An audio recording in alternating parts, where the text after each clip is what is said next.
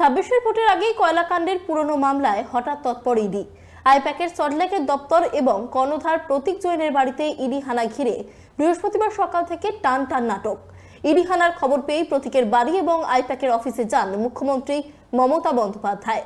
নিয়ে আসেন একাধিক ফাইল, যা ঘিরে তোলপাড় রাজ্য রাজনীতি। বৃহস্পতিবার সকালেই সল্টলেক সেক্টর 5-এর আইপ্যাকের অফিসে হানা দেয় ইডি। শুরু হয় তল্লাশি। এর মধ্যেই কেন্দ্রীয় সংস্থার আরও একটি দল পৌঁছে যায় বেসরকারি ভোট কুশলী সংস্থা আইপ্যাকের কর্ণধার প্রতীক জৈনের লাউডন স্ট্রিটের বাড়িতে। বেলা 12টা নাগাদ সেখানে পৌঁছন কলকাতা পুলিশ কমিশনার। তার কয়েক মিনিটের মধ্যে সেখানে পৌঁছন মুখ্যমন্ত্রী। গাড়ি থেকে নেমেই সোজা চলে যান প্রতীকের বাড়িতে।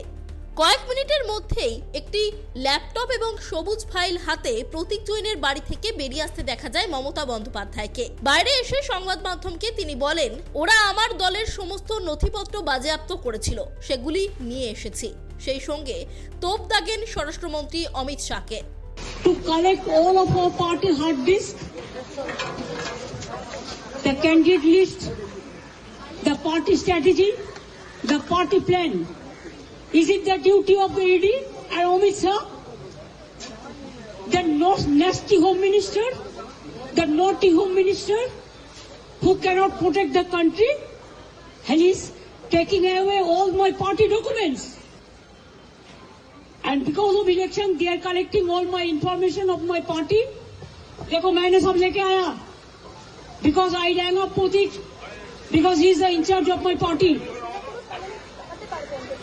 So my hard disk, see,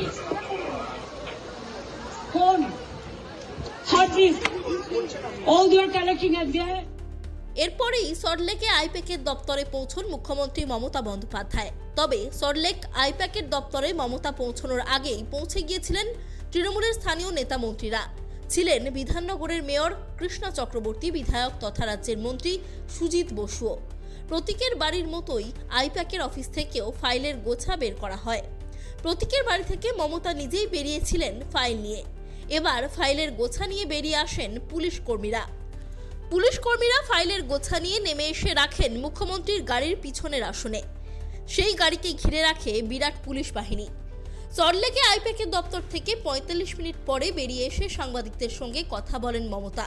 সেই সঙ্গে মমতা জানান, যতক্ষণ না প্রতীক সেখানে আসছেন ততক্ষণ তিনি এখানেই অপেক্ষা করবেন। বাট আপনারা জেনে রাখুন, এই অপারেশনটা স্টার্ট করেছে ভোর 6টা থেকে, যখন অফিসে কেউ ছিলই না প্রায়, এবং তারা এসে আমাদের পার্টির সব ডেটা, সমস্ত ল্যাপটপ, সমস্ত আইফোন বা ফোনে যে সমস্ত স্ট্র্যাটেজি আছে ইলেকশনের, ইনক্লুডিং SIR, আমাদের কাজ চলছে মানুষকে সাহায্য করবার জন্য, সেগুলো সব ওরা ফরেন্সিক টিম নিয়ে এসে সকাল থেকে ট্রান্সফার করেছে। আমি মনে করি এটা ক্রাইম। 8 ঘন্টার টানা জিজ্ঞাসাবাদ ও তল্লাশির পর এদিন ইডির হাত থেকে রেহাই পান প্রতীক জৈন। এরপর বৃহস্পতিবার বিকেল নাগাদ আইপ্যাকের দপ্তরে প্রতীক পৌঁছলে প্রায় 4.25 ঘন্টা পর সেখান থেকে বেরোন মমতা বন্দ্যোপাধ্যায়। বেরিয়ে তিনি জানান, এই হামলার প্রত্যুত্তর জনগণ দেবে। এই হামলার প্রত্যুত্তর জনগণ দেবে, এটা আমি বিশ্বাস করি। এরপর সোজা আউটরাম ঘাটে গঙ্গাসাগর মেলার ক্যাম্প উদ্বোধনী অনুষ্ঠানে যোগ দেন মুখ্যমন্ত্রী। ওই অনুষ্ঠান থেকেও তিনি কেন্দ্রীয় তদন্তকারী সংস্থাকে জোরালো বার্তা দেন। ক্যামেরায় দেবরাজ দত্ত ও স্বপন রায়ের সঙ্গে সুকৃতি ভট্টাচার্য ও অভ্রদীপ দাসের রিপোর্ট, KTV বাংলা।